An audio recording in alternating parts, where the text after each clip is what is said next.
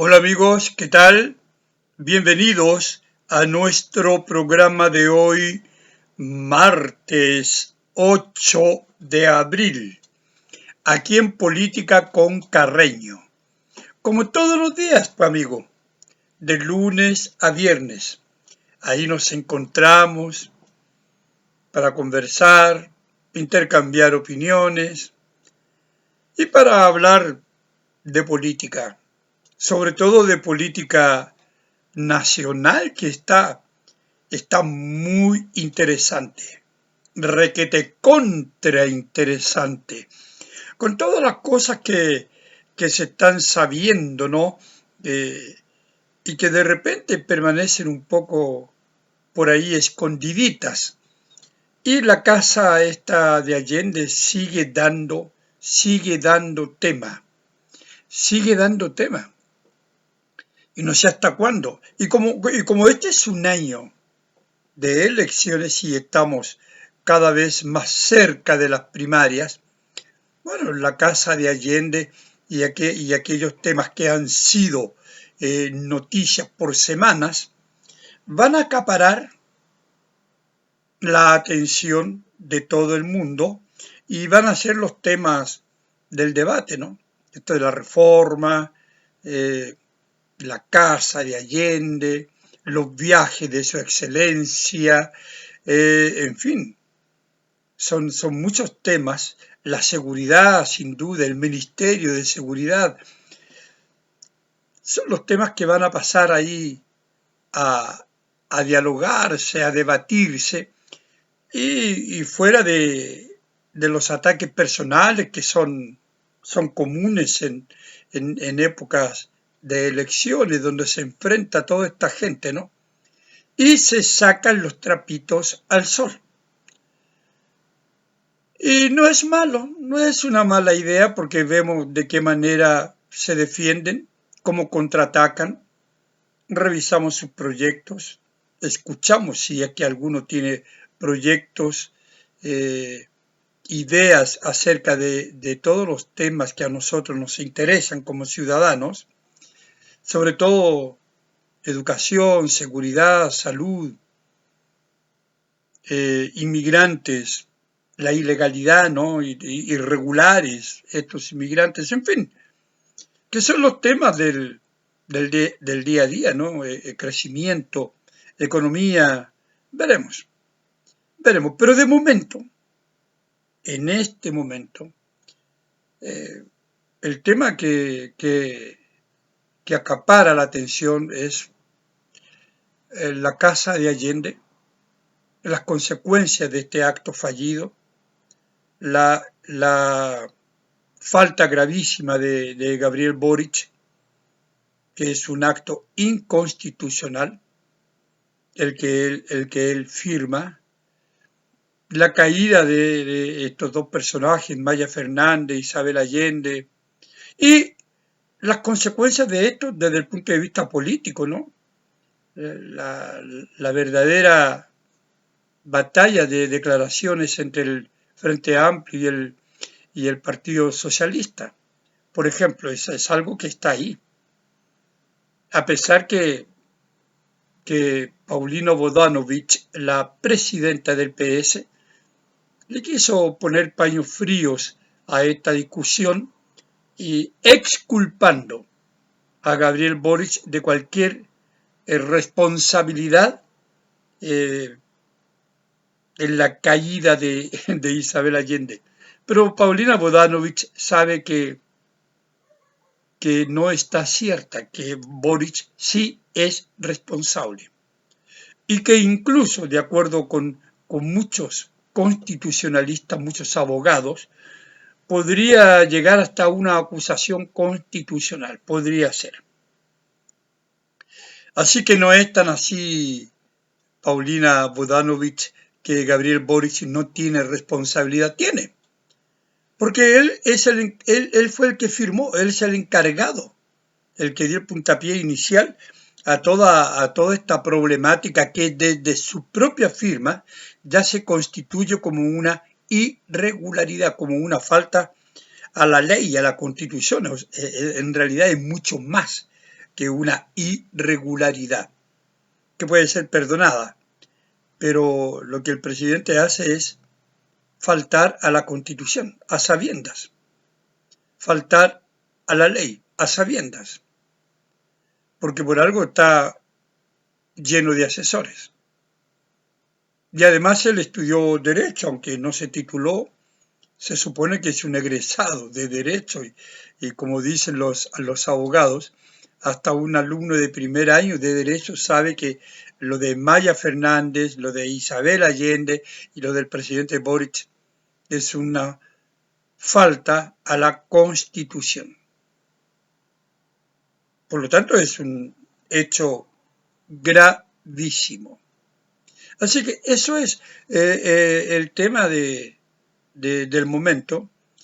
Y todo esto, como dije, trae como consecuencia el hecho de que las primarias se van tornando también más interesantes, porque todas estas cuestiones al final inciden en el ánimo no solamente de los candidatos, sino que también de la ciudadanía. Y ustedes ven cómo el Partido Comunista ya tiene su candidata forzada, hay que decirlo, Janet Jara no era la candidata del Partido Comunista, por lo menos de los mandamases, de aquellos que tienen más poder. No era, y su nombre tampoco concitó la unanimidad de estos miembros del Comité Central, que son cerca de 100, ¿no? Pero bueno, ella es la que está ahí como representante del PC.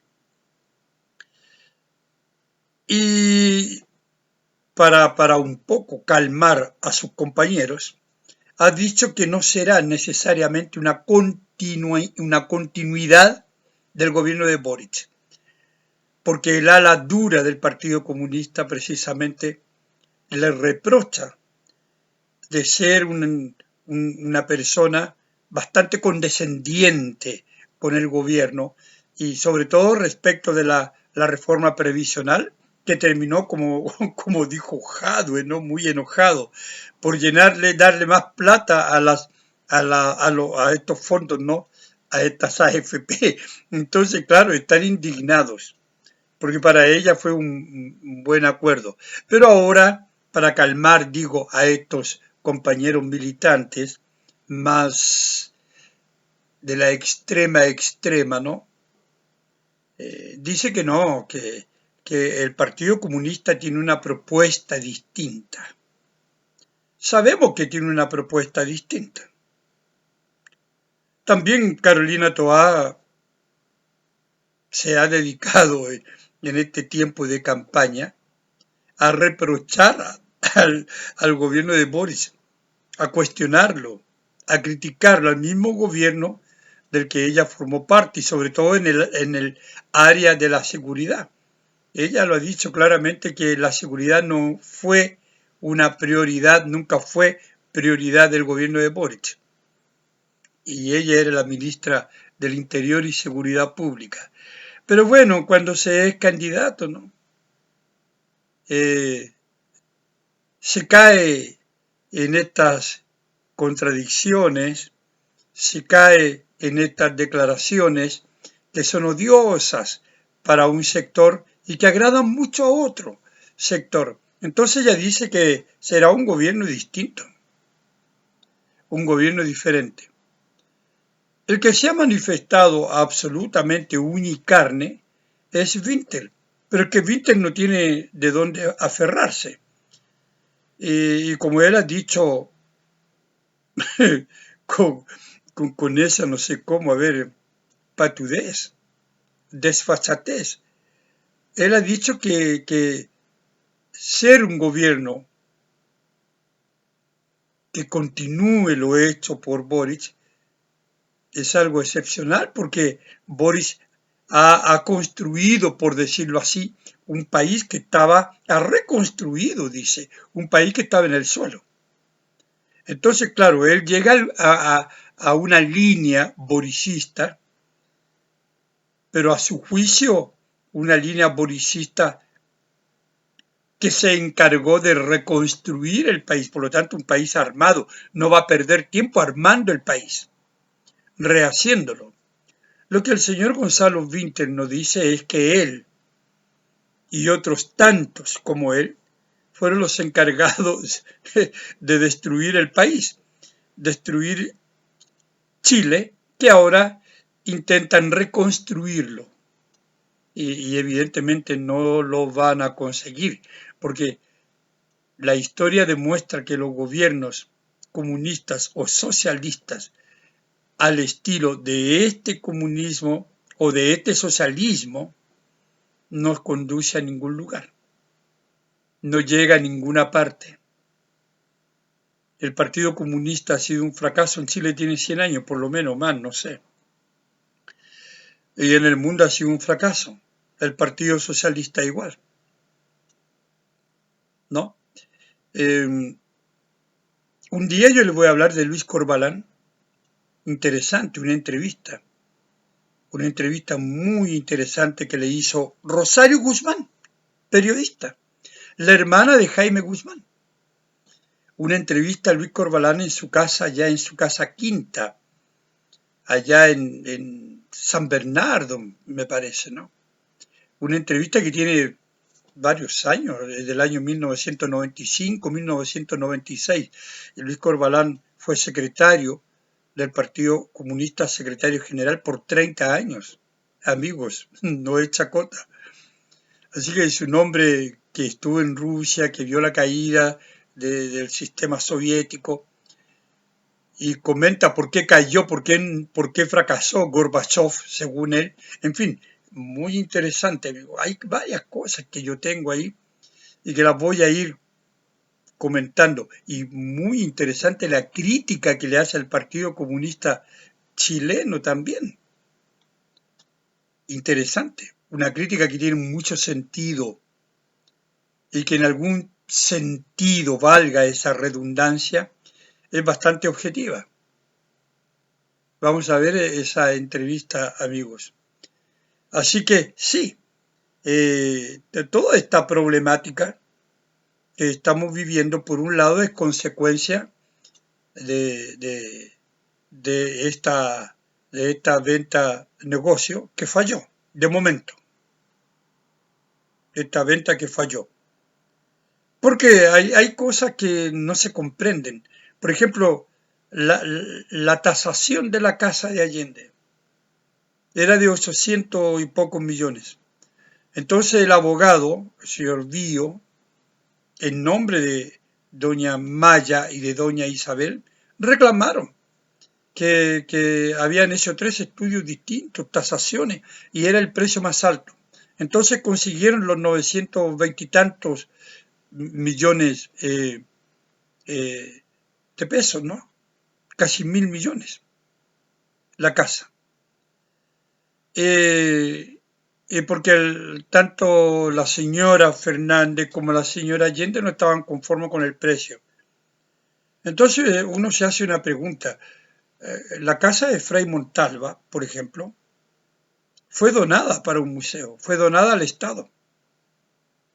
¿Y por qué la casa de Salvador Allende, si querían rendirle un homenaje, preservar su memoria, su imagen, por qué no la donaron al Estado y el Estado tenía que comprar esa casa con la plata de todos nosotros? Sorprendente, ¿no? Porque la familia de Fray Montalva donó al Estado la casa.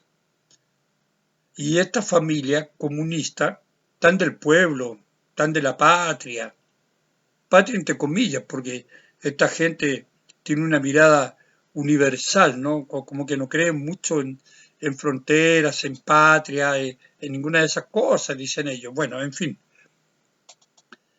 aumentaron el valor. Así que, además ellas sabían, absolutamente. Así que tenemos varias cosas, hemos dicho varias cosas Y yo, a ver, ¿por qué voy a comenzar, amigos? Ya que estamos hablando de la casa, tengo acá algunos nombres, la mayoría de abogados, que pusieron sus manos en el famoso decreto, en el famoso contrato. Por ejemplo, Nélida Pozo, directora nacional del Servicio de Patrimonio Cultural. Ella es profesora de educación básica y su sueldo es de 9 millones y algo más, 9.300.000 pesos. Súper. Después tenemos doña Francisca Moya, pues, que es la jefe, y sobre ella el que están cargando todos los dados en el Partido Socialista, ¿no? Pero hay muchos más, no solamente Francisca Moya. Francisca Moya es la jefa de la Dirección Jurídico-Legal, no esta jurídico-legislativa, de la Secretaría General de la Presidencia. Ella es abogada, ¿no? Tiene un sueldo de 6 millones. Tenemos un señor Álvaro Lagos, que es el encargado de la unidad de decreto de bienes nacionales, 4.300.000. O sea, él solo ve decretos. Es el encargado de decretos. Decretos para allá, decretos para acá. Esa es la pega de él. Tenemos don Pablo Maino, jefe. Hay hartos jefes. Jefe de la División de Bienes Nacionales, con 7 millones prácticamente de sueldo. Tenemos Felipe Lanchares, también otro jefe del Departamento de Adquisición de Bienes Nacionales. Otro abogado con 4.400.000 pesos. Un asesor de apellido Cortés, Jorge Cortés, asesor del gabinete del Servicio del Patrimonio. ¿Cuántos cargos, no? Abogado también, con 4 millones de pesos. Un señor Gonzalo Pinto, ex jefe del gabinete de la directora del Servicio de Patrimonio Cultural. Es administrador público. No, administradora pública, sí, 5 millones. 5.600.000. Y Gonzalo Pinto es el ex jefe de gabinete de la ministra de las Culturas. Hoy es asesor de gabinete. Es un administrador público. Él tiene un sueldo de 6 millones.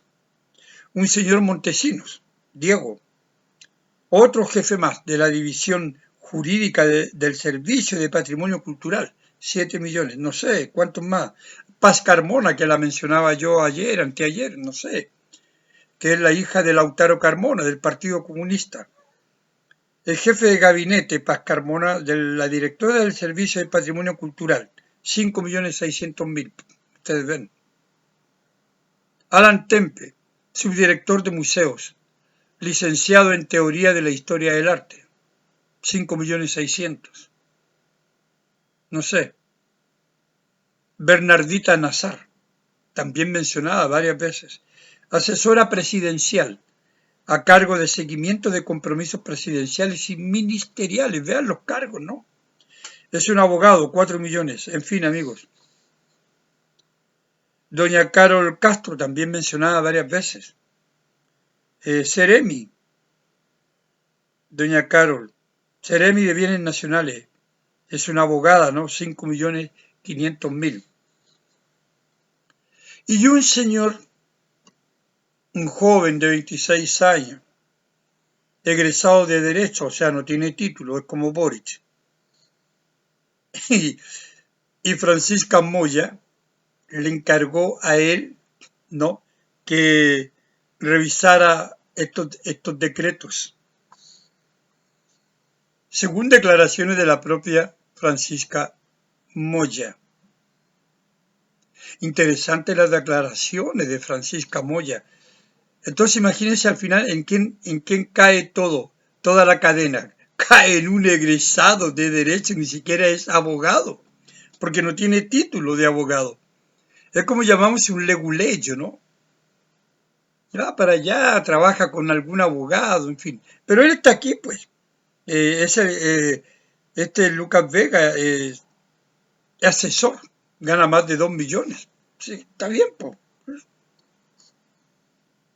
está bien. Pero él fue el encargado de revisar decretos, de acuerdo con declaraciones de doña Francisca, ¿no? Francisca Moya. Ustedes ven, amigo, que todo esto de la Casa de Allende es una chacota. Yo nombré algunos, pero son 14 los funcionarios, abogados en su inmensa mayoría, que pusieron las manos en estos decretos. O sea, el papel o la carpeta, como quieran, iba de una mano y ese firmaba. O no firmaba, ¿cómo se llama? Le ponen una mosquita, ¿no? Póngale una mosca. Todos hemos pasado por eso. Para tomar conciencia, tomar conocimiento de que estamos conscientes de lo que estamos firmando, de lo que estamos leyendo en el fondo. Póngale una mosca, usted le hace una mosca, una raya para allá, para acá. Entonces, ¿por cuántas manos pasó esta carpeta? Yo nombré 8, 9, no sé, pero son 14, la mayoría abogados. Y cada uno le ponía la mosca, pues, le ponía la mosca o marcaba con el índice, le ponían, no sé, si a lo mejor si no saben escribir o no tienen mosca, le ponen un moscardón. ¿Por cuántas manos? Y nadie se dio cuenta. Es decir, nadie quiso darse cuenta, nadie quiso, porque todo el mundo supo desde un comienzo que esto era irregular, que era una falta a la ley. Pero como era un documento firmado por Gabriel Boric, firmado por su excelencia, nadie iba a decirle a su excelencia que eso estaba mal. Nadie, y que eso iba a tener consecuencias. Entonces, claro, los dados se cargan contra Francisca Moya. Y de hecho, durante la sesión de la comisión investigadora que se instaló por causa de este negociado, ¿no? Que se llama eufemísticamente compra fallida, una compra que no llegó a buen puerto, que fue la casa de Salvador Allende, desde verdad esta Secretaría General de la Presidencia, se reconoció que se conocía la inhabilidad que existía en la celebración que envolvía, ¿verdad?, a la ministra Fernández y a la senadora, ex senadora a esta altura, Isabel Allende. Es decir, el gobierno reconoce que no podían formar parte de este negocio, como está en la escritura, de compraventa, firmada, documentada, inscrita, absolutamente. Entonces, claro, los dados, como dije, se cargan en esta señora o señorita, no sé, lo que será, doña Francisca Moya, que es, como dije en la presentación de esa lista, la jefa de división jurídico-legislativa, ¿no?, de la SECPRES, de la Secretaría General de la Presidencia. Entonces, claro, ella dice derechamente que, bueno, que les correspondía por el cargo, ¿no?, y por lo que representa la oficina,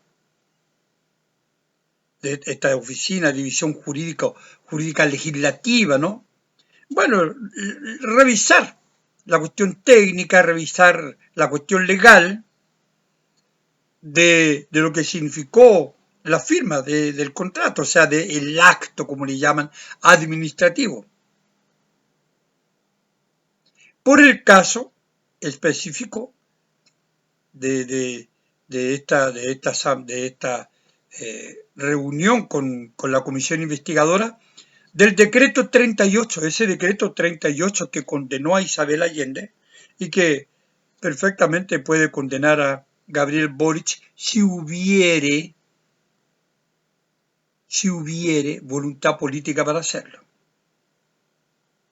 porque incurren en la misma falta, ambos, todos ellos.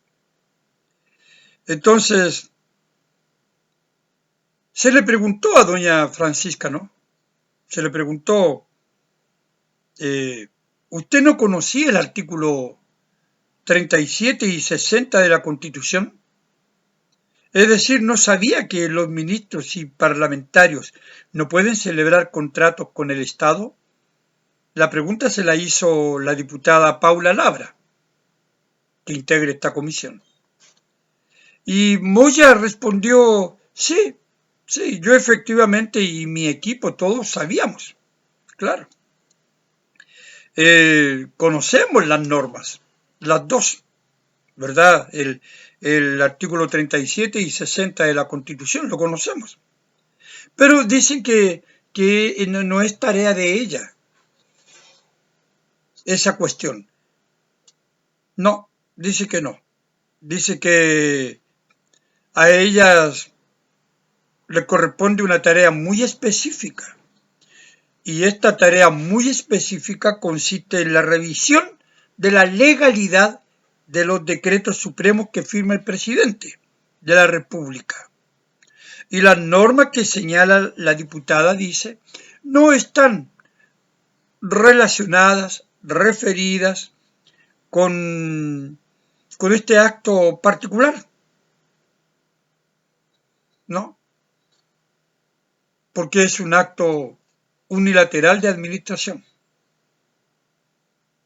Así que, sí, ellos, todos ellos, doña Francisca y su equipo estaban conscientes de la falta, puesto que conocían los artículos pertinentes de la Constitución que prohibían y que prohíben a ministros y parlamentarios hacer negocios con el Estado. Claro, pero no es problema de ellos, porque para eso hay otros que revisan esas cosas. Entonces, bueno, y el diputado Longton, que es el que preside esta comisión investigadora, le dijo, ¿usted conocía de la inhabilidad de la ministra y la senadora?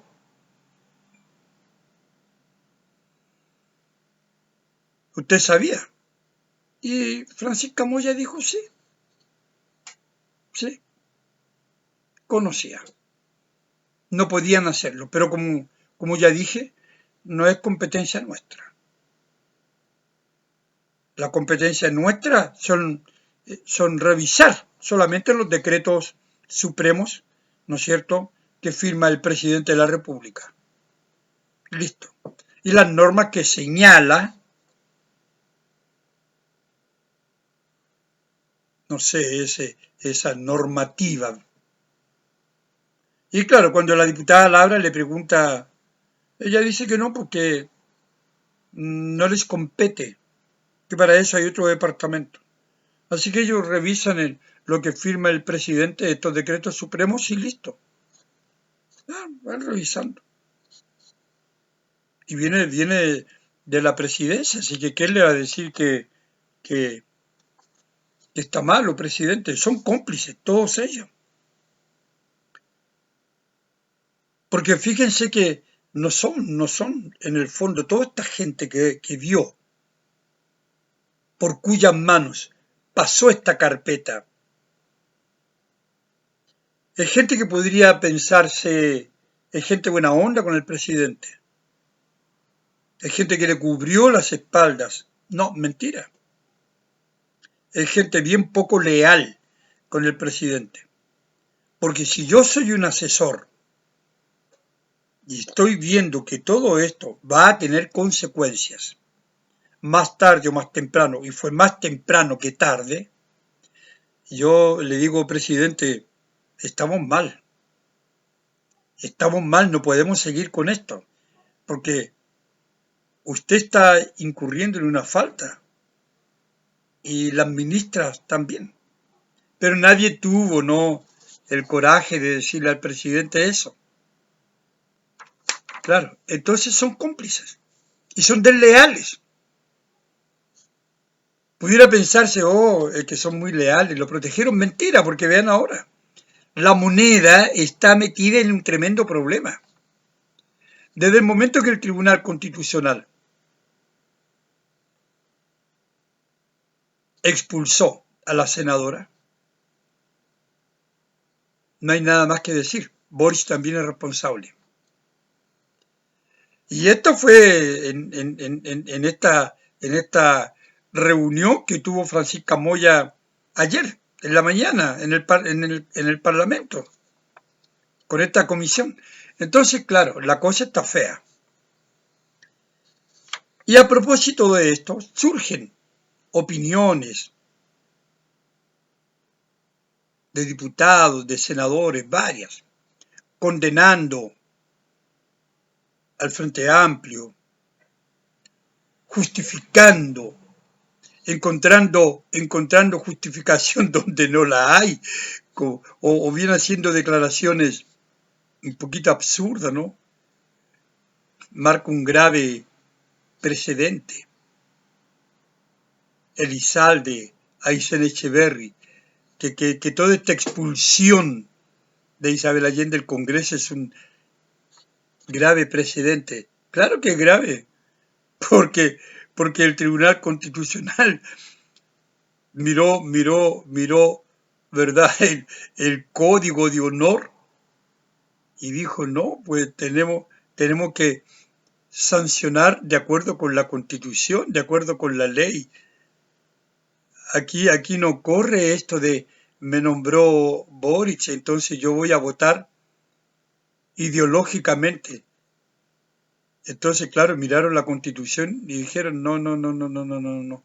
Nos puso Boric, pero no somos sirvientas de Boric, nosotros somos abogadas. Y como abogadas y juezas de un tribunal independiente, un tribunal constitucional, votaremos como tal, independiente de cuál sea la ideología. Eso es lo que debe hacer un juez.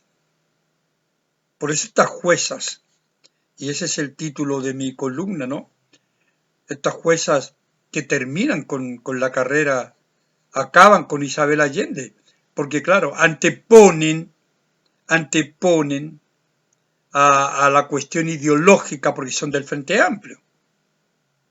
Una de ellos, de hecho, es del mismo partido de Boris, de Convergencia Social. Pero anteponen todo esto y practican la justicia con decencia.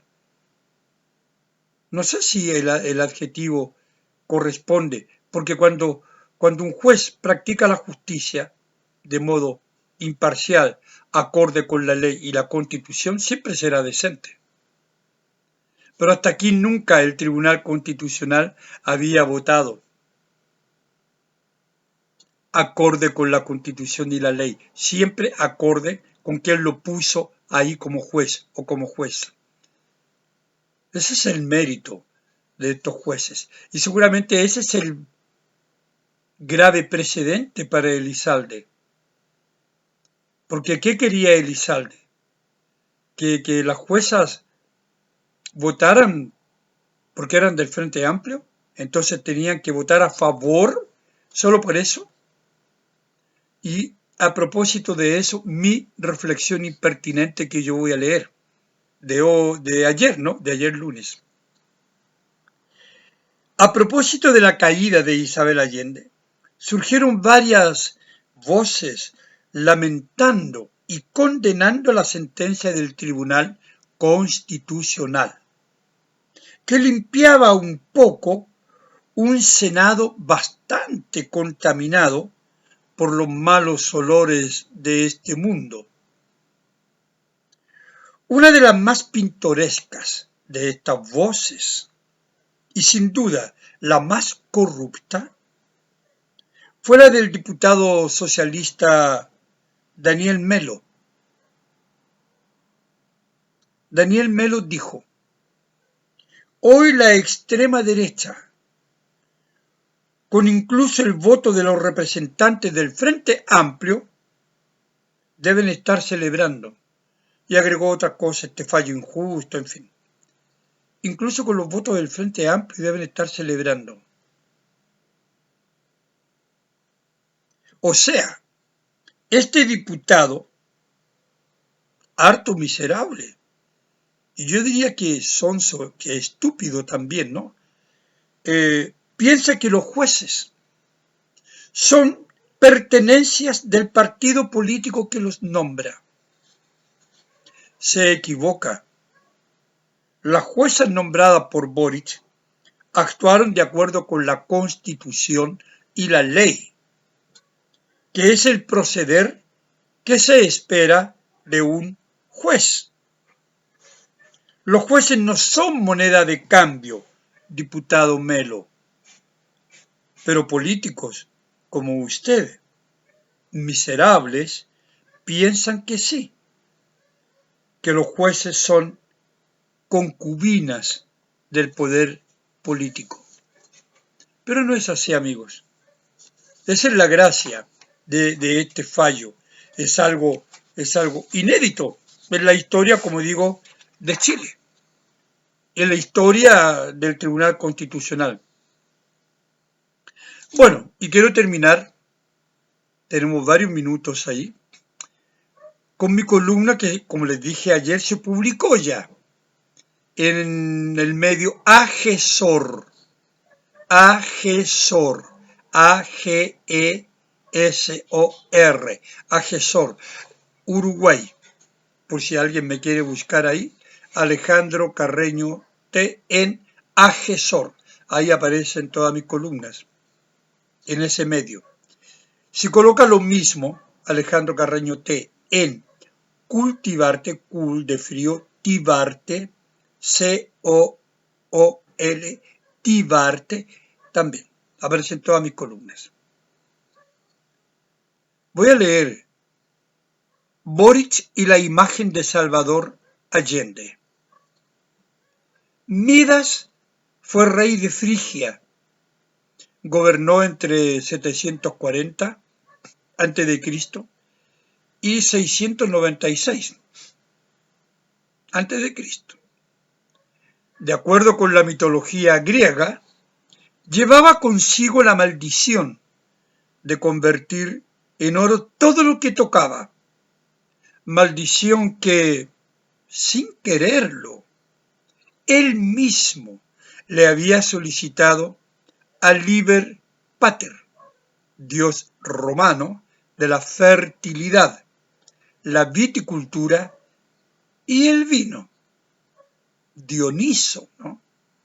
Para los griegos, en la mitología griega, claro.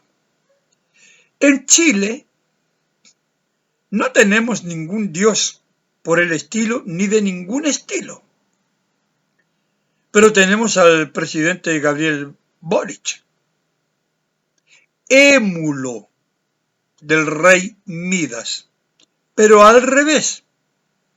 Todo lo que toca lo convierte en lo que a él le dijeron la ex alcaldesa de Santiago, Iracy Hasler, y la diputada Carol Cariola, ambas del Partido Comunista.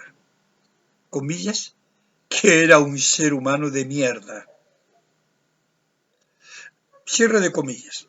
Las condiciones miserables en que tiene el país son una prueba irrefutable de su condición de heredero del mitológico personaje, pero al revés. Llegó a la moneda y Chile se convirtió en lo que es hoy, una larga, angosta y deplorable faja de tierra en la que nada funciona, aunque brilla la corrupción como brillaba el oro en el palacio de Midas. Con todo, Ni al presidente Boric ni a su gobierno le importa mucho ni el país ni sus ciudadanos. Basta recordar que cuando era diputado dijo que el problema de Chile, comillas, es que había muchos chilenos, cierre de comillas. Y para cambiar la imagen, país nos llenó de inmigrantes ilegales que hacen lo que quieren. Sin embargo, y para ser justos con el presidente, hay una imagen que sí le preocupa a él y los suyos. Si es Salvador Allende, si hasta quiso parecerse a él en algún momento, tipo de lentes, peinado, en fin. Allende era o es para ellos una especie de rockstar de la política. Y lo recordó el mismo día que ganó la presidencia. Comillas, vayan a su casa con la alegría sana de la limpia victoria alcanzada, lo mismo que dijo Allende. Y desde el balcón de la Moneda, como presidente ya, ¿no? Ya como mandatario. Estamos abriendo las grandes alamedas. Y un año después, el año 2022, ¿no? En la ONU, en el mismo lugar donde había estado Allende 50 años antes, repitió sus palabras: vengo de Chile, que es un hermoso país situado en el extremo sur de América. Boric respira Allende. Por eso quiso que su casa se convirtiese en museo. Entonces apareció Midas al revés, dañando la imagen sagrada de su ídolo político. Era su homenaje a la figura que considera epónimo de la democracia, tal como le respondió a una periodista de DW, ¿no? Un medio alemán, que le preguntó qué le diría el expresidente a propósito de los 50 años del 11 de septiembre.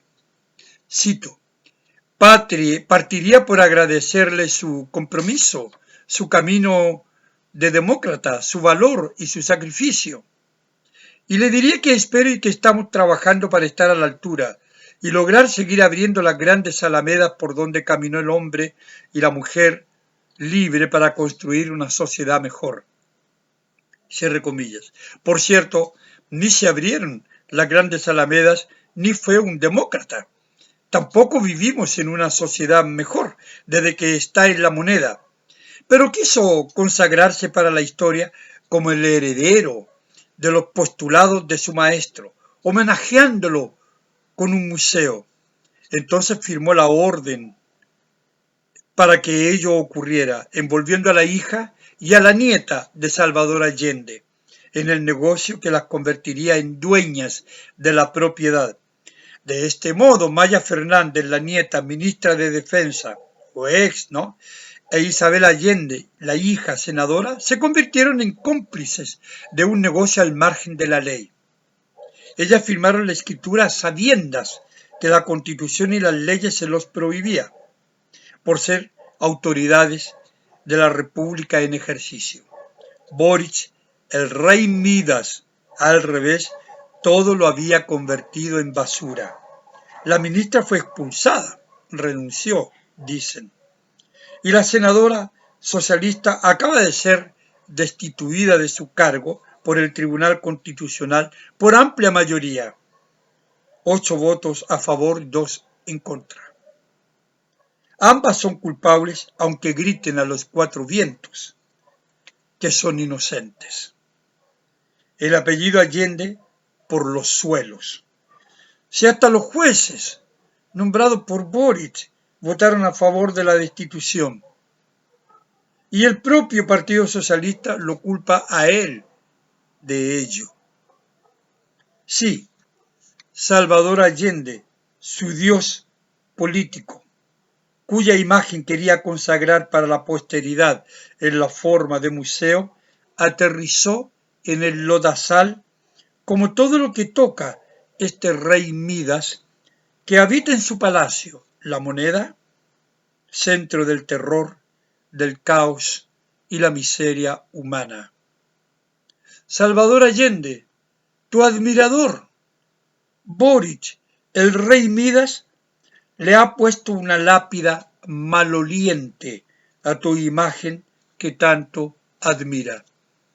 Ese, amigos, en mi columna que apareció, como les dije, en Agesor, así que estoy muy contento por ello y también por el programa que se nos alargó un poquito. Mediten, escríbanme, ustedes saben que yo igual les respondo con días de atraso, pero en fin, amigos, nos vemos mañana miércoles aquí en Política con Carreño. Chao.